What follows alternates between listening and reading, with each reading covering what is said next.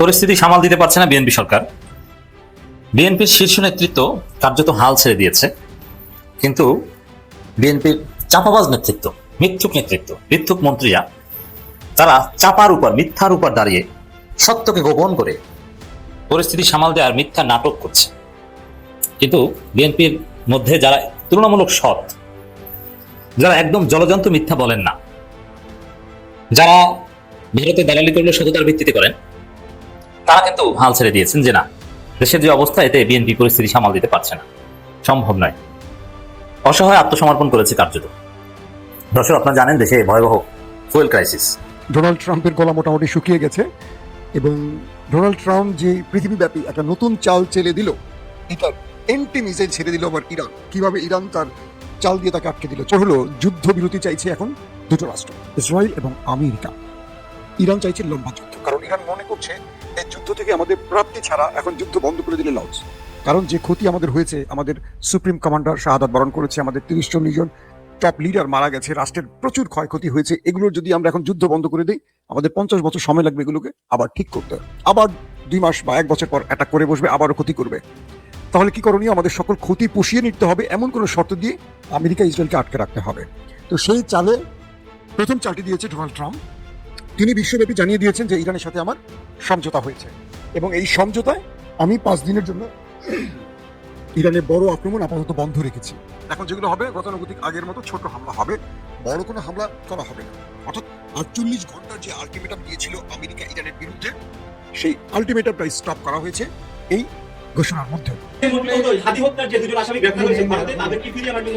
অবশ্যই ইতিমধ্যে স্বরাষ্ট্র মন্ত্রণালয়ের পক্ষ থেকে পদক্ষেপ নেওয়া হয়েছে। পররাষ্ট্র মন্ত্রণালয়কে আমরা অনুরোধ করেছি, তারা এটা যেটা extradition treaty in between 2 countries আছে, সেই মধ্যে আমাদেরকে ফেরত দিবেন বলে আমরা আশা করছি এবং আমরা ফেরত আনার জন্য যথেষ্ট জোর প্রচেষ্টা চালাবো।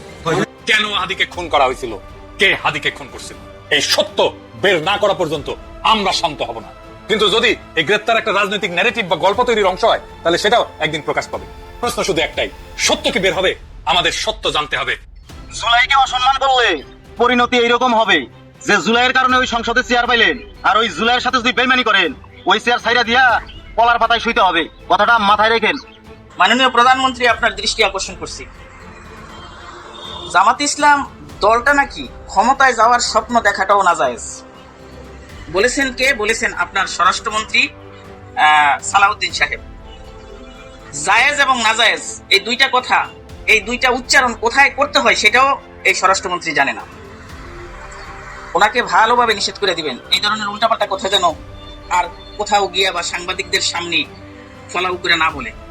তার কারণ যদি বলে তাহলে সেখান থেকে কিন্তু পাবলিক দায়িত্ব উঠায় নিয়ে আসবে। আমি যেন সালাউদ্দিন আহমেদকে বিনয়ের সাথে অনুরোধ করবো, সংবিধান মানলে পুরোটা মেনে না। সংবিধানে বলা আছে আপনি যেই পদে আছেন স্বরাষ্ট্রমন্ত্রী, আপনার চেয়ারের পিছিয়ে শেখ মুজিবুর রহমানের ছবি লাগাতে হবে, এটা সংবিধানে আছে, আপনি লাগান না কেন? তো সংবিধানের কিছু অংশ মানবো, কিছু অংশ মানবো না। রাষ্ট্রপতিকে মানবো, প্রধানমন্ত্রীকে মানবো না। এই রাষ্ট্রপতিকে মানলে তো শেখ হাসিনাকে প্রধানমন্ত্রী মেনে নেওয়া উচিত, আপনি কেন তারেক রহমানকে প্রধানমন্ত্রী মানছেন? টাকার কাছে বিক্রি হয়ে বস্তা ভর্তি টাকা নিয়ে আপনিও মির্জাফরের খাতায় নাম লিখালেন, তবে মনে রাখবেন আপনার বিচার বাংলাদেশে হবে ইনশাআল্লাহ। তারেক রহমানের অবর্তমানে অস্থায়ী প্রধানমন্ত্রী শ্রীলঙ্কা আলাউদ্দিন হবে, মির্জা ফখরুল না। কিন্তু সিগন্যাল ধরতে পারতেছেন?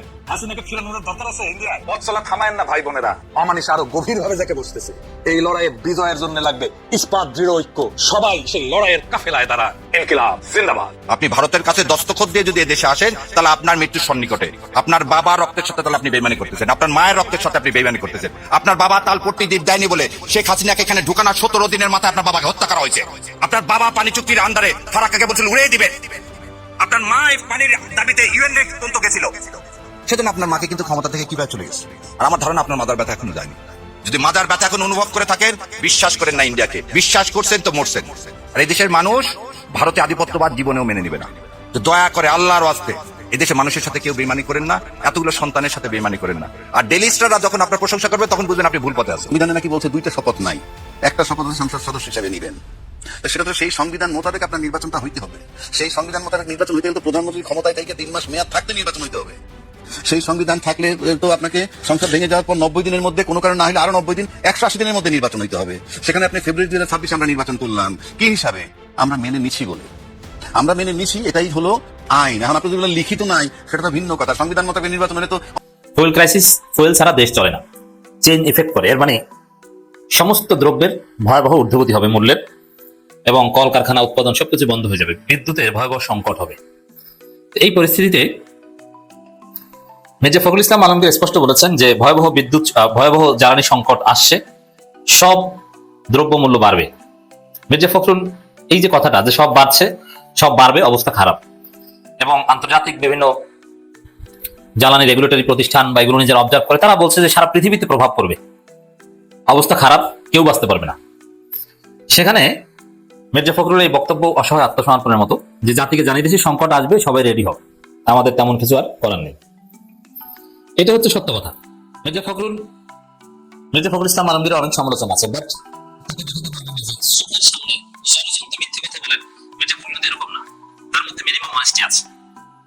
তিনি ভারতপন্থী বা সাবেক ছাত্র ইউনিয়ন ধর্ম নিয়ে কিছুটা অ্যালার্জি আছে, দ্যাটস ডিফারেন্ট টপিক, বাট একদম মারাত্মক চাপাবাজ মির্জা ফখরুল কিন্তু সেরকম না, এবং মির্জা ফখরুলের বিরুদ্ধে ওইভাবে কিন্তু দুর্নীতির অভিযোগ নেই।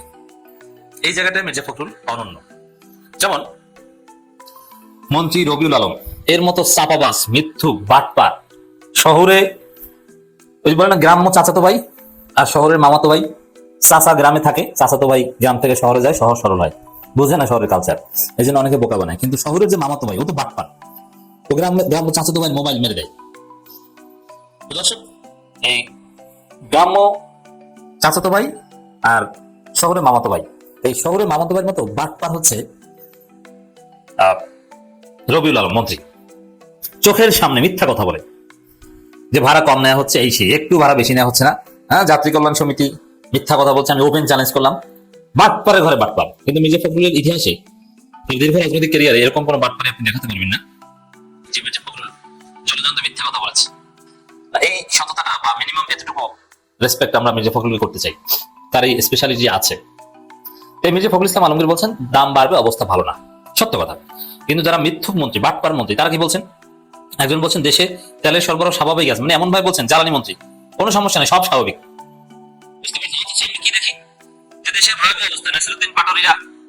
জ্বালানি পাচ্ছে না, তেল পাচ্ছে না, 4 ঘন্টা দাঁড়িয়েও, মানুষ 5 ঘন্টা দাঁড়িয়েও পাচ্ছে না, ঢাকার বাইরেও পাচ্ছে না, ঢাকাও পাচ্ছে না, দিক বিদিক ছোটাছুটি করছে। এবং পেট্রোল পাম্প মালিক সমিতি তারা বলছে বাংলাদেশের সমস্ত পেট্রোল পাম্প বন্ধ হয়ে যেতে পারে, নাই তেল, নাই সরবরাহ, নাই, দিতে পারছি না, 3 গুণ দামও দিতে পারছি না। তো এই যদি হয় অবস্থা, তো সেখানে স্বাভাবিক আছে সরবরাহ, এই কথা কি ইতিহাসের জঘন্যতম মিথ্যাচার নয়? সুস্পষ্ট মিথ্যাচার, কিছুতেই স্বাভাবিক নেই।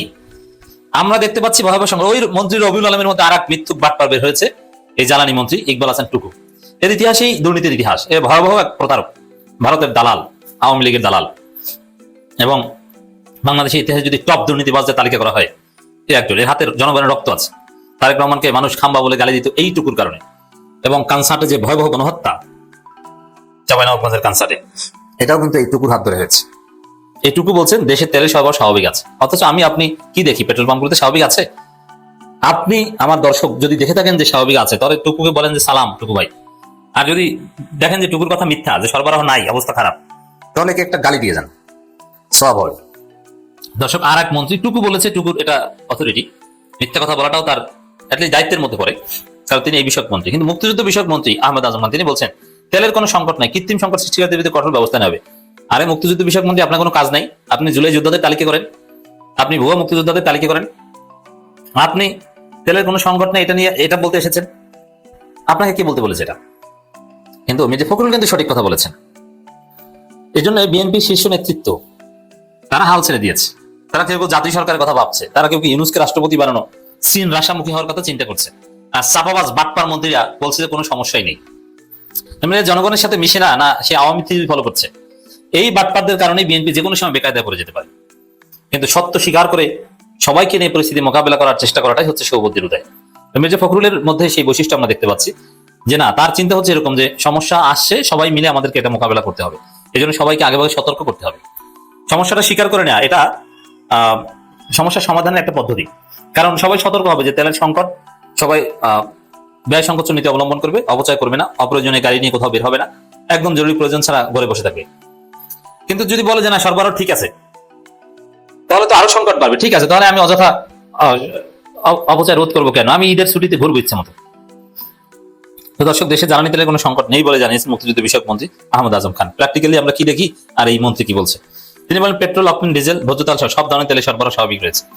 ভোজ্য তেলকে কি জ্বালানি মনে করেন? কে জানে। এখন তো বিভিন্ন নাটক দেখি, তরমুজ ব্যবসায়ীরা তরমুজের দাম বাড়িয়ে দিয়েছে। কি জন্য? বলে যে তরমুজ প্রণালী বন্ধ, এই কারণে তরমুজের দাম বেড়ে গেছে। ওরা জানে না যে এটা তরমুজ প্রণালী, এটা হরমুজ প্রণালী। ওরা ভাবে যে তরমুজের দাম বাড়ানোর যৌক্তিকতা আমরা পেয়েছি, হরমুজ প্রণালী বন্ধ। ভোজ্য তেলকে কি মনে করেন? কে জানে। ভোজ্য তেলের সংকট নিয়ে তো কোনো আলাপ হচ্ছে না এখানে। মন্ত্রী অভিযোগ করেন, একটি অসাধু ব্যবসায়িক চক্র সবসময় কৃত্রিম সংকট সৃষ্টি করে বাজার অস্থিতিশীল করার চেষ্টা করছে, অথচ বাস্তবতায় কোনো কৃত্রিম সংকট তৈরি করা হয়েছে এরকম কোনো প্রমাণ মিলে নেই।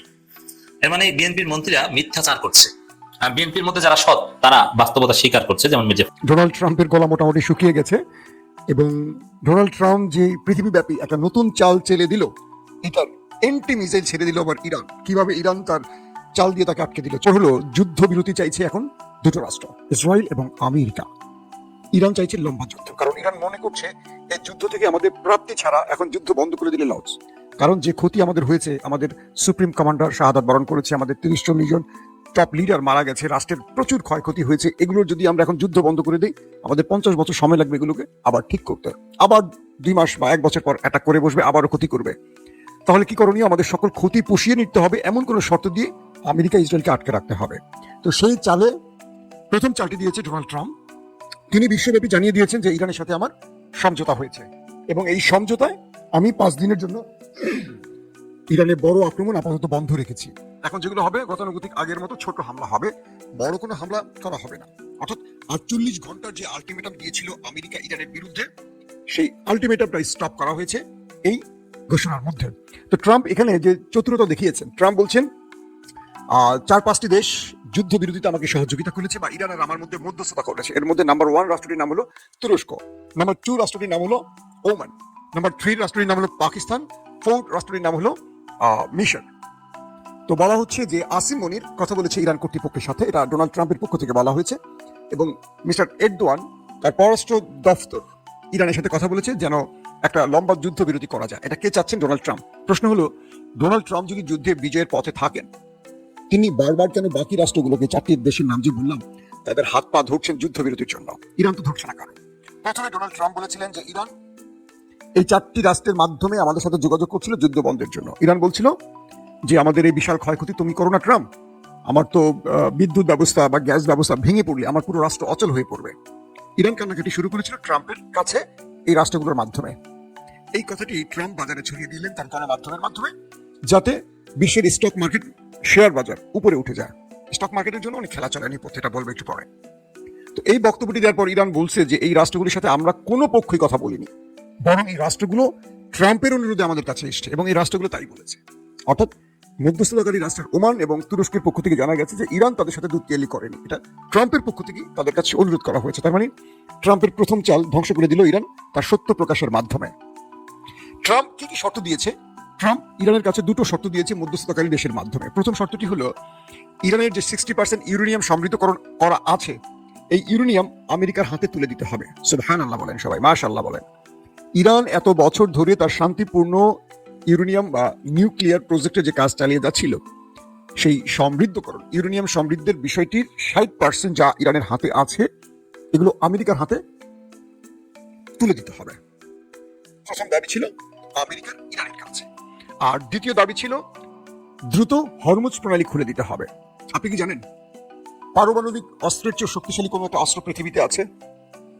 বলতে পারবেন কমেন্টে কেউ? আছে। আমরা মনে করি পৃথিবীতে সবচেয়ে বিধ্বংসী অস্ত্রের নাম নিউক্লিয়ার, তার চেয়ে বিধ্বংসী হলো হরমুজ প্রণালী। এই মুহূর্তে মনে হচ্ছে এই একটি গলা, সমুদ্রের গলা বা হরমুজ প্রণালী, এই জায়গাটা বন্ধ করে দিলে পুরো পৃথিবী অচল হয়ে পড়ে। দেখছেন তো ট্রাম্পের কান্নাকাটি শুরু হয়ে গেছে। আরব আমিরাত, সৌদি, কাতার, কুয়েত, জর্ডান, বাহরাইন সবার কান্নাকাটি শুরু হয়ে গেছে। ইরান এখানে একটা দুর্দান্ত চাল দিয়েছে। তো আমেরিকা 2টো শর্ত দিয়েছে ইরানকে যে তুমি ইউরেনিয়াম 60% সমৃদ্ধ করছো, এগুলো আমাকে দিয়ে দিবা, তোমার কাছে থাকবে না। প্রশ্ন হলো, ট্রাম্প যে এতদিন দাবি করছে তারা ইরানের নিউক্লিয়ার সব ধ্বংস করে দিয়েছে, তাহলে এই ইউরেনিয়াম চাচ্ছে কেন? তার মানে ট্রাম্প প্রথমে মিথ্যা বলছে, এটা বোঝা গেছে। 2 নম্বর, হরমুজ প্রণালী খুলে দেওয়ার জন্য ইরানকে অনুরোধ করেছে আমেরিকা। তার মানে এতদিন বলেছে যে হরমুজ প্রণালী ইরান খুলতে হবে না, আমেরিকাই খুলে নেবে। তার মানে এখানেও ব্যর্থ হয়েছে আমেরিকা, তাই তো? ইরান আমেরিকার এই শর্তগুলোর এগেইনস্টে নিজে বেশ কিছু শর্ত দিয়েছে। প্রথম ইরান 3টি শর্ত দিয়েছে, আমি আপনাদেরকে আমার একাধিক ভিডিওতে জানিয়েছিলাম। এবার ইরান আরো বেশ কিছু শর্ত যোগ করেছে। এখন বলেন তো তাহলে কে জয়ের পথে? আমেরিকার শর্ত ছিল আগে 5টা, হয়ে গেছে এখন 2টা, তার মানে আমেরিকা তো জিততেছে না, বোঝা যাচ্ছে।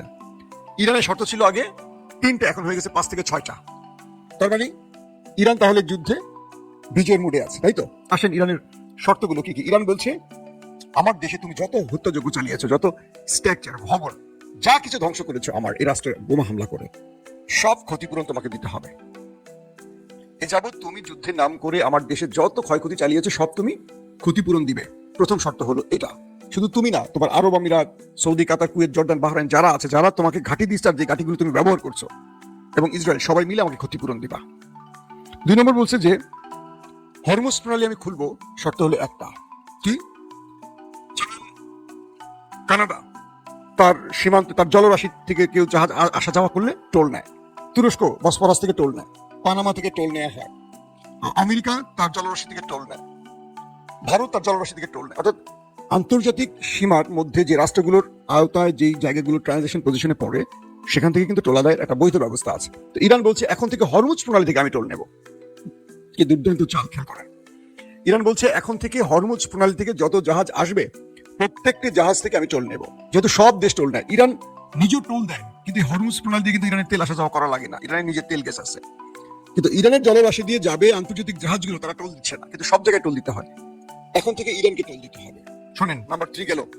নাম্বার 4, যুদ্ধ আর শুরু করতে পারবে না। মন চাইবে আর একটা অভিযোগ তুলে ইরানের উপর ওই দুটো দেশ যুদ্ধ চাপিয়ে দিবে, এটি চলবে না। জাতিসংঘ এবং ইন্টারন্যাশনাল লবি, ইন্টারন্যাশনাল এস্টাবলিশমেন্ট, তারা এই গ্রান্টে দিতে হবে যে ইসরায়েল আমেরিকা চাইলে আর ইরানে হামলা করতে পারবে না। এরকম গ্রান্টে ইরানকে দিতে হবে। কে দিবে? জাতিসংঘ এবং আন্তর্জাতিক লবি, সেটা চীন, রাশিয়ার মতো বড় বড় দেশ। কারণ ট্রাম্পের কোনো ভরসা নেই, সকালে যেটা বলেন দুপুরে সেটা ভুলে যান। 5 নম্বর শর্ত, খেয়াল করেন, মার্কিন যুক্তরাষ্ট্রের দুটো শর্তের এগেনিস্টে ইরানের শর্তের ফিরিস্তি দেখেন। 5 নম্বর শর্ত, মধ্যপ্রাচ্য থেকে অর্থাৎ গালফ কান্ট্রি থেকে তোমার সকল ঘাঁটি তুমি তুলে নিয়ে চলে যাবে, গাঁটটি গুটি বেঁধে চলে যাবা। তুমি আর আরব রাষ্ট্রে তোমার ঘাঁটি রাখতে পারবে না, কারণ তুমি এখানে থাকলে তুমি আমার সাথে অশান্তি করবা। এই শর্ত কে দেয়? যে জয়ের মুডে থাকে। বুঝতে পারছেন ট্রাম্প যে কত বড় মিথ্যাচার করছে? তুমি সকল ঘাঁটি গুটিয়ে তুমি চলে যাও, মধ্যপ্রাচ্যে থাকতে পারবে না। 6 নম্বর শর্ত কি? তুমি যে 90 দশক থেকে আমার উপরে এখন পর্যন্ত যে নিষেধাজ্ঞা চাপিয়ে দিয়েছ, সকল নিষেধাজ্ঞা তুলে দিবে। আমি আন্তর্জাতিক বাজারে আমার তেল, গ্যাস সহ আমার পণ্য বিক্রি করব। সকল নিষেধাজ্ঞা তোমাকে তুলে দিতে হবে, ইরানের উপর আর কোনো নিষেধাজ্ঞা থাকবে না। এবং 7 নম্বর শর্ত কি? এটা আপনাদের সবার প্রিয় শর্ত, গাজা মুক্ত করতে হবে। গাজায় আর দখলদাররা কোনো, মানে আমেরিকা, ইসরায়েল শুরু করে কেউ আর দখলদারিত্ব চালাবে না। গাজাকে পুরো ফ্রিডম দিতে হবে, গাজা গাজার মতো চলবে, গাজাতে আর কেউ প্রবেশ করতে পারবে না, এবং গাজাকে স্বাধীন হিসেবে পরিচয় দিতে হবে। ইরান একমাত্র দেশ যারা গাজার জন্য সবচেয়ে বড় ভূমিকাটা নিল। এই সময় যারা যুদ্ধে নিজেরা ধ্বংস হচ্ছে, তারপরও গাজাকে ভুলে যায়নি। তো এই বিষয়গুলোর পর কয়েকটি তথ্য এসছে এরকম যে মিস্টার নেতানিয়াহু তিনি খুব টেনশনে ছিলেন, কারণ তার দেশের ভেতরে যে চলছে তাণ্ডব, ইসরায়েলিরা বলছে এরকম দৃশ্য তারা কখনো দেখেনি এর আগে। ইরান তাদের উপর যে অ্যাটাকগুলো করছে তাদেরকে দলে মুচড়ে দিচ্ছে, একদম ভাঙার বানিয়ে ফেলছে, ধোলাই খাল বানিয়ে ফেলছে তাদেরকে, বুঝছেন? ইরান তাদের উপর এমন ধোলাই চালাইছে। তো নেতানিয়াহু সাহেব বলছেন যে আমি আমার বন্ধু ট্রাম্পের সাথে কথা বলেছি এবং যুদ্ধ বিরতির জন্য ট্রাম্পকে আমি বুঝিয়েছি। আসেন সবাই মিলে একটু হাসি। তো কি বলছেন তিনি? যে ট্রাম্পের সাথে আমার ফলপ্রসূ আলোচনা হয়েছে, আমরা একটা যুদ্ধ বিরতির দিকে যেতে চাই। কেন তুমি যুদ্ধ বিরতির দিকে যেতে চাও? তুমি যখন মার খাও তখন যুদ্ধ বিরতির কথা মনে পড়ে, আবার মার ভুলে গেলে তুমি অহংকারী হয়ে যাও, মনে করো তোমার চেয়ে কেউ ক্ষমতাবান না, তোমার সাথে আমেরিকা আছে। ওকে। এখন মিস্টার নেতানিয়াহু বলছে কি বুঝছেন, যে আমি যুদ্ধ বিরতি চাই, ইরানের সাথে ট্রাম্প আলোচনা করছে, আমার সেখানে সম্মতি আছে, আমি চাই। হ্যাঁ, ধোলাইখাল থেকে দেখছেন একজন ভাই, কেমন ধোলাইটা হচ্ছে একবার ভালো করে বলে দিয়েন ভাই।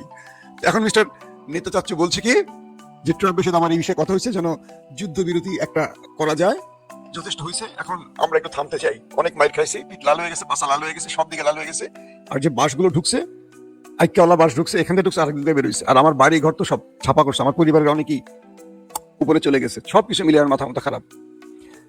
কেন এই নতুন প্রস্তাব ট্রাম্প দিল? ইতিমধ্যে 20টির মতো যুদ্ধ বিমান হারিয়েছে ডোনাল্ড ট্রাম্প।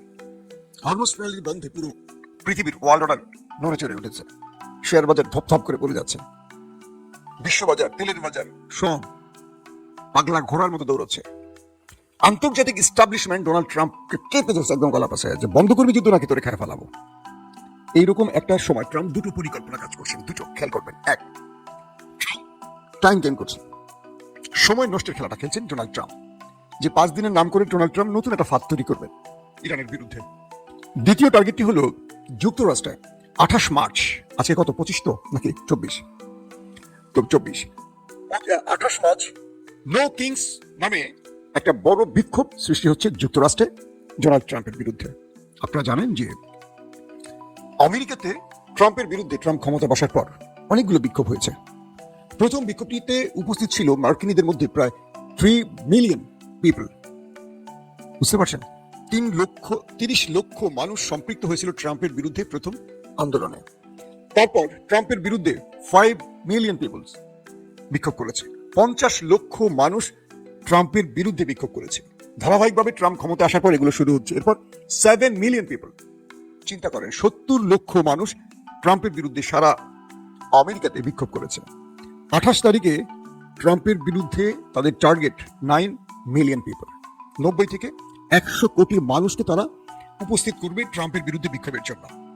ট্রাম্পের সামনে এখন দুটো বিষয় আছে, অ্যাবস্টেন ফাইল, সেই এক অল্প বয়সী বা নারীদের উপর তার ... এই মামলা থেকে বাঁচা, ইসরায়েলের এস্টাবলিশমেন্টের হাত, মানে ইসরায়েলের এস্টাবলিশমেন্টের কাছে তো নাকে খত দিয়ে তিনি ক্ষমতায় বসছিলেন, তাদের খুশি করার চেষ্টা ছিল, সেটা এখন মোটামুটি তাদের কি বলবো, তাদেরকে আরো বড় বিপদে ফেলছে। এখন এই যে 28 মার্চ আর 2-3 দিন পর আমেরিকাতে যে বিশাল বিক্ষোভ হতে যাচ্ছে প্রায় 100 কোটি মানুষের উপস্থিতিতে, এই বিপদ থেকে বাঁচা এখন ট্রাম্পের আরেকটি বড় খেলা। আর তাই এই নতুন করে ইরানের বিরুদ্ধে একটা চাল দিয়েছে যে ইরান নাকি তাদের সাথে আলোচনা টেবিলে বসতে চেয়েছে। হ্যাঁ, তারা এটা তো ইরানের শর্তগুলো দেখে তো বুঝতে পারছেন যে আসলে কি, এখন আসলে যুদ্ধকালীন সময় দুই পক্ষই সমান চাপাবাজি করবে, এটা কিন্তু বলা যায়। যুদ্ধকালীন সময় কেউ সঠিক কথা এইভাবে আসলে বলে না, এটা বোঝা খুব কঠিন। কারণ আমেরিকা তার মিত্র হারিয়ে ফেলছে, হরমুজের কন্ট্রোল হারিয়ে ফেলছে। গালফ কান্ট্রি আমেরিকাকে বলছে যে তুমি আমার বন্ধু না, তুমি আমার শত্রু হয়ে ঢুকছো, তুমি না থাকলে আজকে আমার এই অবস্থা হইতো না। এখন প্রশ্ন হলো যে আমেরিকা হঠাৎ করে কেন এই যুদ্ধ বিরতির কথা বলছে, গণমাধ্যমে বলছে, সকাল বিকাল এক একটা স্টেটমেন্ট দিচ্ছে, আবার এমন কথা বলছে ডোনাল্ড ট্রাম্প যে আমার সাথে মুস্তফা খামেনি কথা বলছেন, তার ব্যাক চ্যানেলে আলোচনা শুরু হচ্ছে, শীঘ্রই আমরা দুজনে মিলে যুদ্ধ বিরতি ঘটাবো।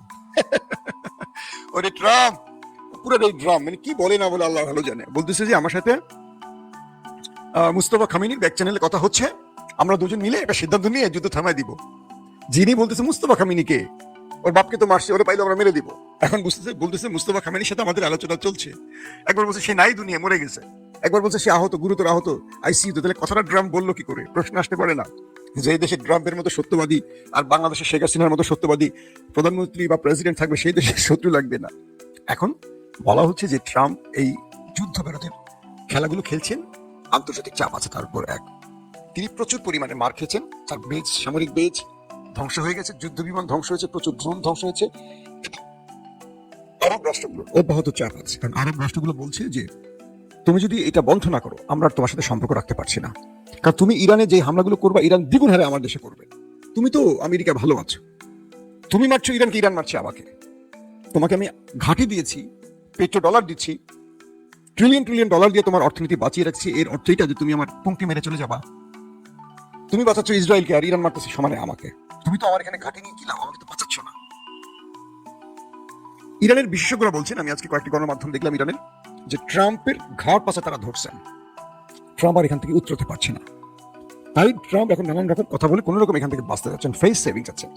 মার্কিন গণমাধ্যম বলছে ট্রাম্পকে তার দেশ এবং আন্তর্জাতিক পরিমণ্ডল থেকে ব্যাপক চাপ দিচ্ছে, এবং এই যুদ্ধে আমেরিকার কোনো গোল নেই, যেটা ছিল ইসরায়েলের সেটাও ব্যর্থ হয়ে গেছে। এখন কি করবে? এখন আর কিচ্ছু করার নেই ট্রাম্পের সামনে। তো এখন এই মুহূর্তে ট্রাম্প নানান রকম কথা বলে টাইম নষ্ট করছে, পাশাপাশি ইরান থেকে একটা বিজয়ের জন্য নতুন ছক তৈরি করছে। আর ইরান বলছে যে তুমি আমার দেশের মধ্যে যা কিছু করবে, আমি তোমার সাথে সেই একই কাজই করব। এখন তুমি চিন্তা করো তুমি কি কি করতে চাও। আমি তোমার প্রিয় বন্ধু ইসরায়েলের ডিমোনাকে আশপাশ থেকে খোকলা করে দিয়ে আসছি, বাট মূল জায়গায় হিট করিনি। কেন করিনি? যে মূল জায়গায় হিট করলে পুরো দেশটা একেবারে ছাতু হয়ে যেত। এতগুলো নিউক্লিয়ারে হিট হলে ইরানে তো নিউক্লিয়ার বানানো লাগতো না, ওদের নিউক্লিয়ার ওরাই শেষ হয়ে যেত। বলছি আমি তোমাকে ওয়ার্নিং দিচ্ছি, এটা ওয়ার্নিং শট। তুমি জানো যে আমি চাইলে এখন তোমার যে কোনো স্থানে হিট করতে পারি, সেটা ডিমোনা হোক, নেভাত্তাম হোক, তেল আভিভের হেডকোয়ার্টার হোক, কিংবা মোসাদ, প্রধানমন্ত্রীর কার্যালয়, অথবা মার্কিন যতগুলো ঘাঁটি আছে, আরব আমিরাত, সৌদি, কাতার, কুয়েত, জর্দান, মিশর, সব জায়গায় আমার দৃষ্টি আছে। তোমার প্রতিরক্ষা ভেঙেছি এই কারণেই যাতে তুমি বুঝতে পারো ইরান কি জিনিস। এই মুহূর্তে ডোনাল্ড ট্রাম্পের সামনে পথ একটাই খোলা, ইরানের শর্ত মেনে যুদ্ধ করতে। ইরান আমেরিকার শর্ত মানবে না। এখন পর্যন্ত যেটা বুঝলাম, এখন আপনারা বলবেন সত্য কোনটা মিথ্যা কোনটা। শেষ পর্যন্ত সত্য মিথ্যা বুঝতে হলে আমাদের আরো কিছু সময় ওয়েট করতে হবে, কারণ ইরান যদি মার্কিন শর্ত মেনে নেয় তাহলে বুঝবো ইরান ফেইলার, আর যদি আমেরিকা ইরানের শর্ত মেনে নেয় তাহলে বুঝবো ইরান বিজয়ী। তাই আমাদেরকে আরো কিছুদিন ওয়েট করতে হবে।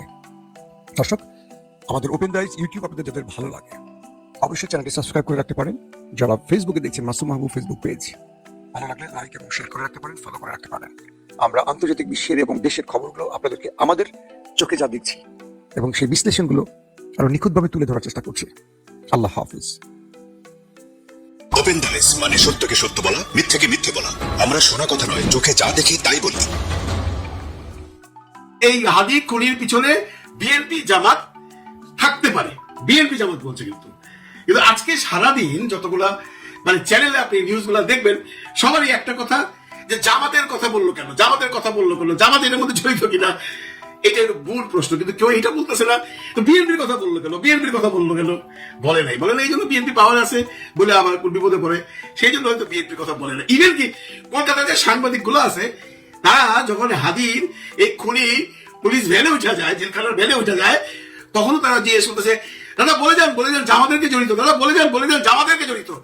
ওই সালারা এইটা জিজ্ঞেস করে নেই, দাদা বলে যান বিএনপির কে জড়িত, দাদা বলে যান বিএনপির কে জড়িত, বলে নাই। সবাই জামাতেরকে টার্গেট করছে। স্বাভাবিক, বিএনপি পাওয়ার আছে, তার সম্পর্কে কথা বলে কেউ তো ফাঁসতে চায় না। এখন দেখেন এই ছেলেরা যে পুরোপুরি মিথ্যা কথা বলতেছে, সেটা জামাত হোক বিএনপি হোক সেটা বড় ব্যাপার না, তার কথা বলতে এত অসংলগ্ন বাক্যালাপ সে করছে, তাদের স্পষ্ট প্রমাণিত হয় যে সে টোটালি কোনো কিছু শিখা বলতেছে, নতুন করে একটা বয়ান সে বের করার চেষ্টা করতেছে, এবং এই বয়ান তাকে কেউ শিখাইয়া দিছে। যেমনটি ধরেন উনি প্রথমে বললো কি আমি দেখ করে সেটা জড়িত না। সাংবাদিকরা প্রশ্ন করলো, আপনাকে তো দেখেছি মোটরসাইকেলে ছিলেন, তাই আবার উত্তর দিল গুলি করতে দেখছেন। মানে উনি মোটরসাইকেলে ছিল কিন্তু গুলি করতে কেউ দেখা গেল, গুলি করার ফুটেজ তো আমরা কেউ পাই নাই যে ও গুলি করতেছে। আমরা দূর থেকে যে সমস্ত শর্ট দেখছি, দেখলাম মোটরসাইকেলটা পাশ দিয়ে গেল, তারপরে শুট হইলো এবং মোটরসাইকেলটা চলে গেল, এবং সে এই যুক্তিও তার করেছে। এখন অনেকের প্রশ্ন, আসলে হচ্ছেটা কি? আসলেও কি আমরা এই হাদির খুনিকে বাংলাদেশে আনতে পারবো?